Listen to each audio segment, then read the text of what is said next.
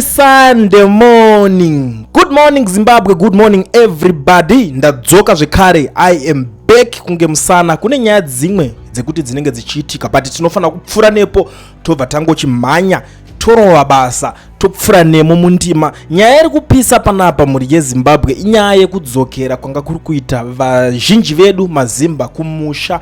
Nyaya hombe iri kunetsa muri kuiziva.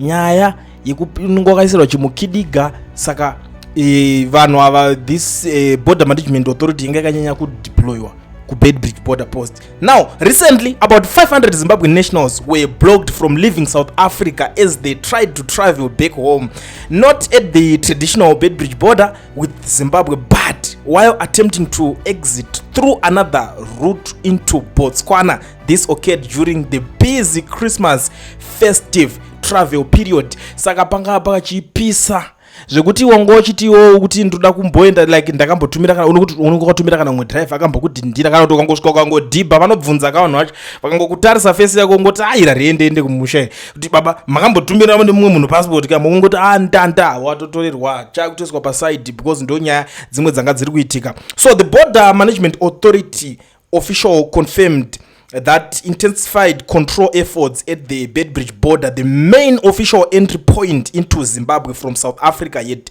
pushed people to attempt other exit points, especially the Grobler Bridge border into Botswana. Ndoko akudonya upinda vanhu unongotaimira kwakarerekera boss unongokanza apa basi kupindika kana makuda kuti ungoti mupinzwe musystem tajera zvakawanda semazimba indoko nonge pamwe ndichibva futi neside riri kudhuze neBotswana saka ndobva ndangonopinda nekoko ndozongoda tese ndinobudikira padn skillful ndatobuda munyika zvine skillful but vanhu vese vakabatwa zvikanzi zvatakutoita panapa nyaya yematoitaika zvatonaka matorambidzwa kunzi hamusi kukwanisa kubuda hamusi kukwanisa kudzokera kunyika kwenyu handiti not because of mazimba muri mahard working kana kuti because of vari kurambirira nemi kuti rambai muri momo no matotadza kudzokera kunyika kwenyu because vanenge vachifungudzira kuti akana bepa rakuyo kana kuti chakamboiswa chidhindo chakadai vakutoti maybe passport haisiriyo inongononga yakabikirwa ende kune mamwe mazimba futi vokuti they can do anything panyaya dzemapepa but that is not the reason why I'm here.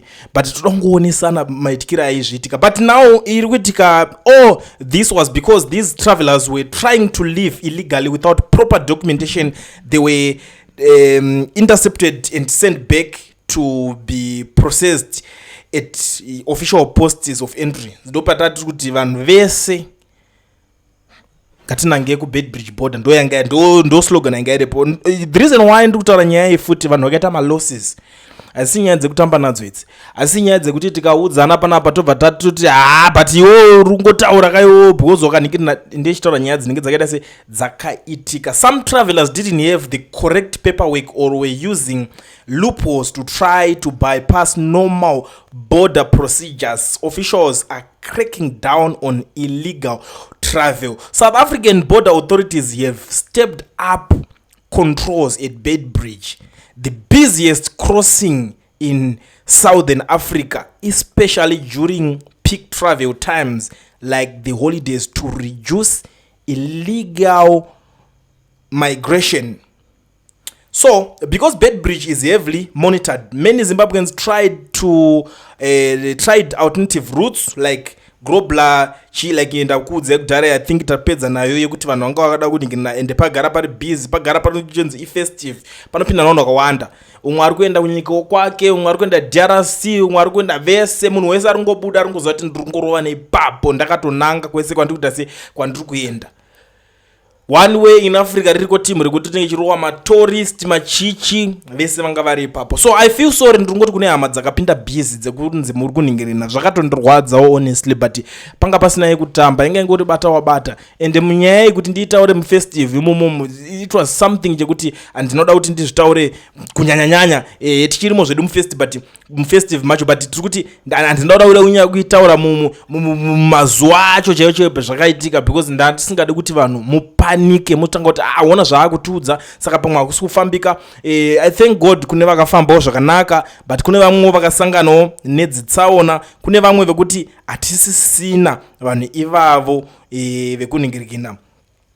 upenyu vakatorasikirwa nawo. It's something chekuti chakatoitika, but there is nothing that we can do. Sometimes ndo kudawo kwaMwari zvinenge zvakaitika. It's not everywhere, but inongoti because tsaona yaitika, because mamwe matsaona anenge aitoitikira SA side, mamwe ainoitikirawo kuZim side, zvagara holiday munhu sanenge aendawo padhuze achinoonana nehama dzake. Saka maitikira zvakaita hama dzadiwa panga pasisingachigweri nopisa. And the other thing now chandiri kuda kuzivisa vanhu vakawanda vari kunhingirikini kana uchiziva kuti mapepa anonyatsoita mushe, especially usinako, it's good kuti umbopoza uri ikoko. It's always good kuti umbopoza uri kwauri ikoko wozomirira kuti ndakuenda manje, it's high time ndakuita se ndakuchikwira nhingirikini nangu ndichienda, because zvezvo zvekupinda skillful January vakagadzira nemanzwira ndazviita izvi, so kuti zvavari kuronga kuda kuita chingogara wanzwa kana une nzeve dzinonzwa. Asi kana une bepa rako une passport yako ugara uchiruwa nayo road bo zvekuti, asi kana unhingirikina usati wapedza kudya mari izvezvi,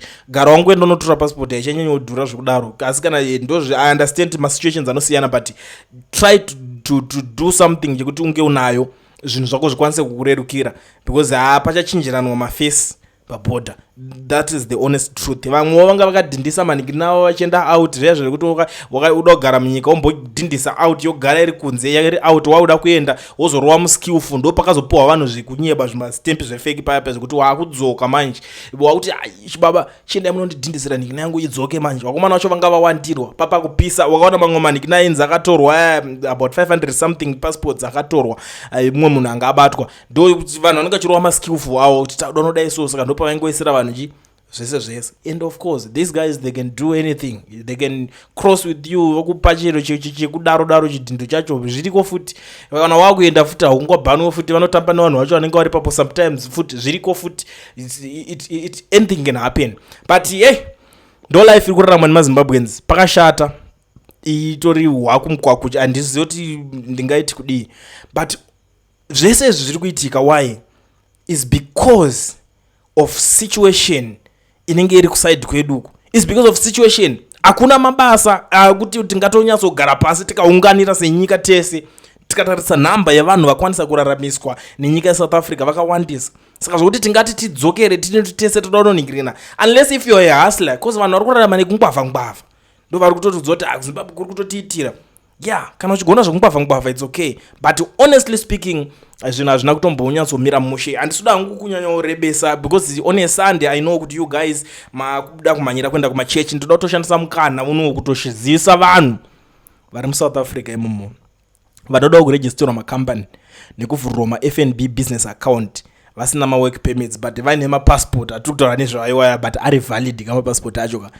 Manyaya kueducation research ikuregistere macompany ekuvhurirai maFNB business account. I know kuti munogona muchiramba muchingobvunza ndozovhura nhingirikini ndisina permit here. Yes, zvagara kuregister nhingirikini hazvina need permit, but kana wakuda kuzoita business permit, let me tell you something, ndagara tozvisa zvebusiness, you have to deposit something like 5 million into your account, your business account yonongowana yacho, ndokuti uzoita sekwanise kuzonoqualify kuapply that business permit. So kubvunza saka ndikutoti unonovhurwa usina work permit kana start permit, musasazobvunze mubvunzo nhando. If you don't have that 5 million to deposit into your account, usabvunze mubvunzo yenhando. Panapa tiringoda munhu ari kuti ndoda kumboregisterwa company yangu, ndoda kuti ndiwanewo futi neFNB business account kuti zvinhu zvangu zvitange kuita, nditange kurowa maoperations.